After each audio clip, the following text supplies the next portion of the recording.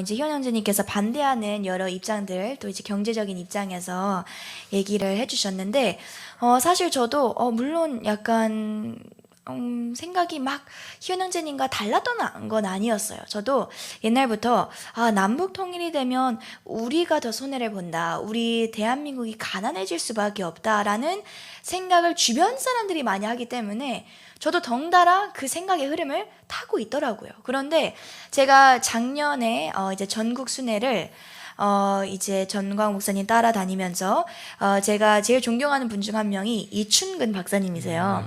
미래의 이춘근 박사님이 되시길 축원합니다. 축복합니다. 근데 이제 이춘근 박사님께서 그때 하셨던 말씀이, 많은 사람들이 남북 통일이 되면 남한이 손해를 보고 가난해진다라고 생각하는데 이게 과연 사실일까? 그래서 그분이 결론부터 말씀해 드리자면, 남북이 통일되는 순간 대한민국은 세계에서 두 번째로 제일 잘 사는 G2 국가가 될 것이라 라고 말씀하셨어요. 물론 희원 형제님께서 말씀하신 것처럼 그 기간, 예를 들면 그 G2 국가가 되기까지 몇 년이 걸릴지, 또 어떤 어떻게 보면 고난의 시간, 또 굶주림의 시간이 있을 수도 있죠. 또 분열의 시간이 있을 수도 있어요. 그렇지만 결국에는 세계에서 두 번째로 잘 사는 나라가 되는 이유가 있는데, 일단 첫 번째 조건이 있다는 거예요. 공산주의로 통일되는 것이 아니라 자유민주주의 하에 통일이 될 경우에는 반드시 두 번째로 잘 사는 나라가 되는데, 그 이유인 즉슨 이 통일을 연구하는 경제학자들에 따르면 우리가 통일을 하고 나서 이제 이분들이 추측하는 것은 9년째 되는 해에 이 대한민국의 GDP가 영국의 GDP를 따라갈 것이다. 근데 영국이 지금 세계에서 5위예요. 5등이고요.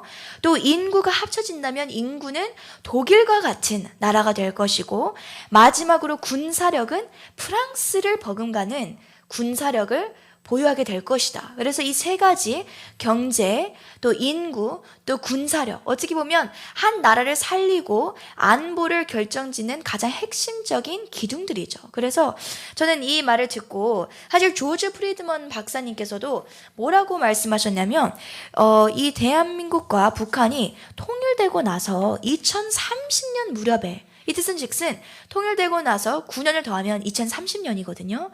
근데 이 2030년에 만주가 한국 땅이 될 것이고, 적어도 그게 실현되지 않는다 해도 만주가 한국의 영향을 받을 정도로 이 한국, 통일된 한국이 어마어마한 영향력을 발휘하게 될 것이다 라고 예측을 하셨어요. 근데 이분은 세계적인 미래학자예요. 그리고 이분만큼 미래를 정확하게 예측하는 학자가 없습니다.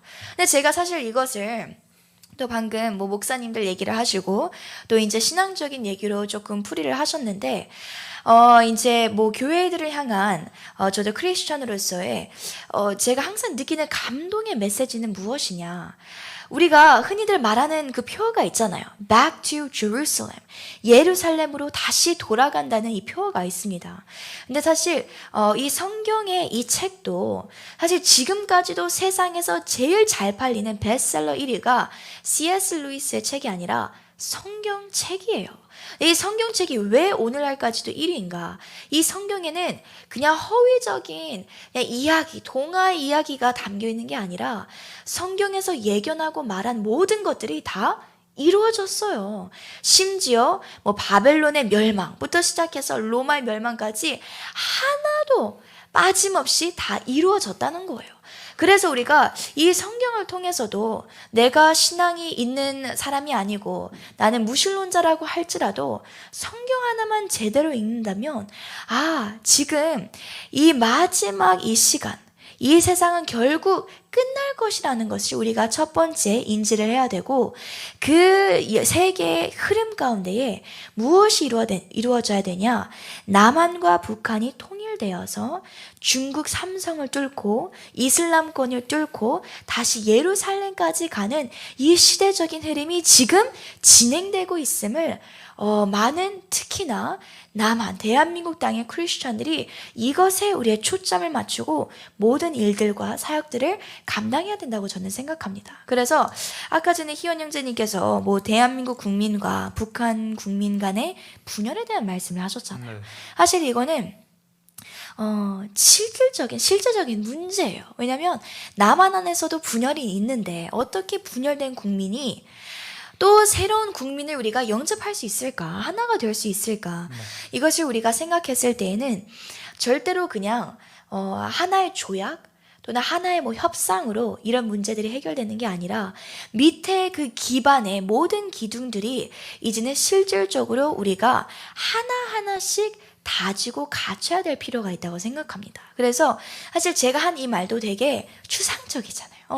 갖춘다는 게 어떻게 갖출 것인가요? 라고 질문들을 하실 수가 있어요. 그래서 저희가 사실 다음 주 이제 며칠 안 돼서 곧 월요일이죠. 네. 월요일 1시에 저희가 다음 메리타임즈에는 남북 통일을 위해 준비하려면 이라는 주제를 갖고 어떤 우리가 이런 주제를 다룰 것인가, 어떤 사항들을 다룰 것인가.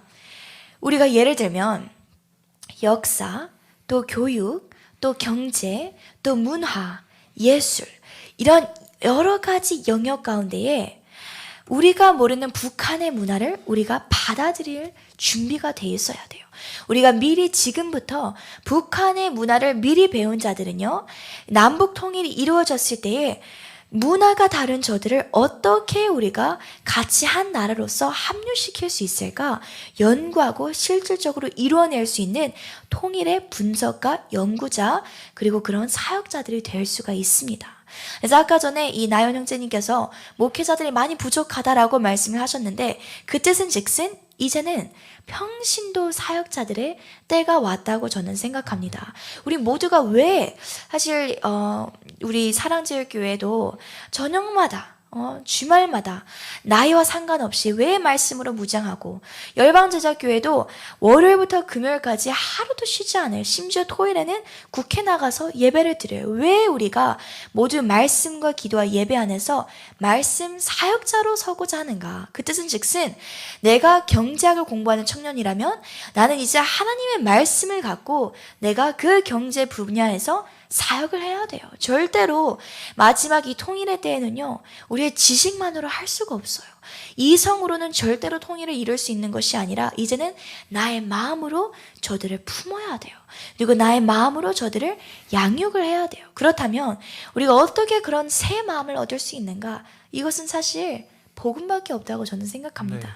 사실 메리타임즈가 우리가 최대한 많은 하나님 믿든 믿지 않든 많은 세상의 사람들까지도 공감할 수 있는 내용으로 90% 이상 다루지만 마지막 10% 항상 우리가 마무리를 할 때는요, 복음이 모든 것의 해결 방법이라는 것입니다. 어떻게 생각하시나요? 네, 저도 그렇게 생각합니다. 그렇죠. 동의합니다. 네, 그래서 저희가 앞으로 이제 다음 시간에는 이 통일을 이루려면 나연 형제님의 그런 특별한 분야가 있고 저희도 특별한 분야가 있는데 이것을 저희가 실질적으로 여러분에게 설계도를 저희가 구성을 해와서 어떻게 그렇다면 여러분도 여러분의 삶의 현장 가운데 여러분이 지금 소속되어 있는 그 단체를 통하여서 통일을 위해 준비하는 사업장이 되고 통일을 초점으로 한 나의 교육적인 그런 사역을 하고 통일을 초점으로 한 교회를 내가 이렇게 섬길 수 있는가에 대한 실질적인 이야기를 함께 다루고자 합니다.